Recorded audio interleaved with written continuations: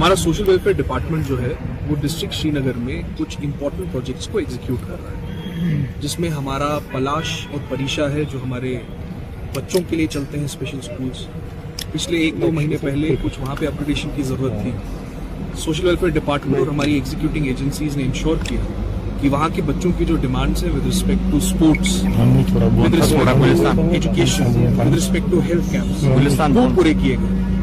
आज जहाँ पे हम खड़े हैं ये बहुत ही एक इम्पोर्टेंट प्रोजेक्ट है, एक स्पेशल प्रोजेक्ट जो हमारे स्पेशली एबल्ड जो हमारे बच्चे हैं, खासकर जिसमें हमारे विजुअली और हियरिंग वाइज जो स्पेशली एबल्ड हैं, उनके लिए एक स्टेट ऑफ द आर्ट अभिनंदन स्कूल बन रहा है। उस प्रोजेक्ट को हमारे सारे लाइन डिपार्टमेंट्स, चाहे वो एग्जीक्यूटिंग एजेंसी R&B हो, हमारे बिजली के डिपार्टमेंट के एक्सियन हो, हमारे पानी के जो कंसर्न एक्सियन हो, हमारे रेवेन्यू का तहसीलदार साहब हो, पुलिस के हमारे हो, हमारे डिस्ट्रिक्ट सोशल वेलफेयर ऑफिसर हो, प्लानिंग ऑफिसर हो, हम सब मिलकर यहाँ पे इसलिए आए ताकि हमारे जो स्पेशली एबल्ड भाई बहन हैं इनके लिए एक state of the art school Srinagar जिले में टाइम पे बने।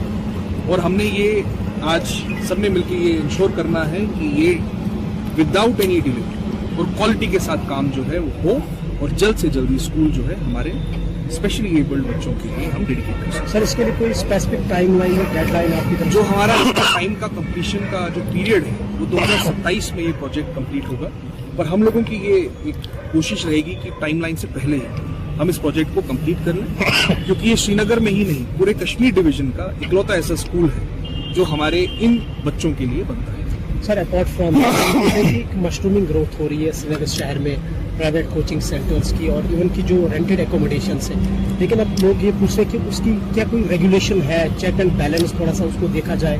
सो आपकी तरफ से उस पर थोड़ा सा इस पे अलग से बात करेंगे। आज जिस प्रोजेक्ट के लिए आए हैं उसी के बाद। सर, एनक्रोचमेंट जो है उसके लिए आप क्या कर रहे हैं? जो खासकर श्रीनगर में जो इस साल आपने कितने एनक्रोचमेंट्स को हटाया और आने वाले वक्त में? मेरी आपसे ये दरख्वास्त रहेगी कि अगर आपके नज़र में, आपके ऑब्जर्वेशन में ऐसे कोई भी कहीं एनक्रोचमेंट हुई है या कहीं पे आपके नोटिस में आए, मुझे जरूर बता दीजिए, हम उस पर फौरन एक्शन। सर, आने वाले 2026 में आपकी टॉप प्रायोरिटीज रहेंगी, क्योंकि तो 2025 जो है कुछ ही दिनों का गवर्नमेंट की कुछ इंपॉर्टेंट स्कीम्स हैं, चाहे वो एम्प्लॉयमेंट को लेकर मिशन युवा हो, एग्रीकल्चर को लेकर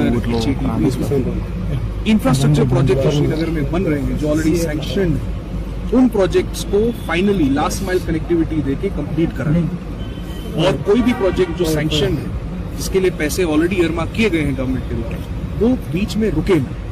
ट्रैफिक डीकंजेशन, शहर को ट्रैफिक के जरिए से डीकंजेस्ट कराना और लैंड को ऑप्टिमली यूज करना without any encroachment, without any non optimal utilization, ये कुछ प्रायोरिटीज रही। सर, जो आपकी नोटिस में हमने लाया था कि डिपार्टमेंट की जानिब से जो इलीगली जो है ये जो लैंड्स बंद किए जा रहे हैं, जैसे टेंगपोरा अगर किसी को जाना है उसको धुमना से वापस आना पड़ता है, इस हवाले से आप क्या कहेंगे? देखिए, ट्रैफिक डीकंजेशन में हम सबको मुख्तलिफ डिपार्टमेंट्स का साथ देके ही आगे बढ़ेंगे तो ही हो पाएगा। सर, ये जो फायर इंसिडेंट्स राइज हो रहे हैं स्पेशली श्रीनगर सिटी, मैं लास्ट टाइम भी आपके जरिए ये सबसे रिक्वेस्ट किया था कि कुछ डूज एंड डोंट्स हैं जो हमने बाकायदा न्यूज़पेपर्स में पब्लिश करवाए थे। उन डूज एंड डोंट्स को मैं आपके जरिए फिर एक बार पूरी आवाम को रिक्वेस्ट करना चाहूंगा।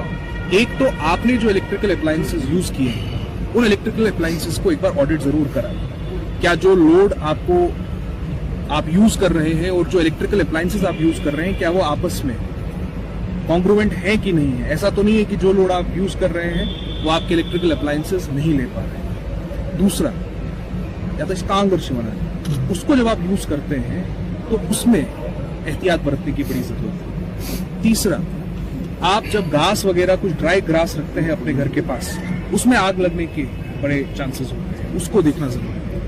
उसके बावजूद भी अगर कभी कहीं भी कोई इंसिडेंट होता है तो हम तक फौरन इंफॉर्मेशन पहुंचा दीजिए, ताकि हम फायर एंड इमरजेंसी और अपने रेवेन्यू डिपार्टमेंट की मदद लेकर उसको फौरन डाउस कर सकें। Thank you so much.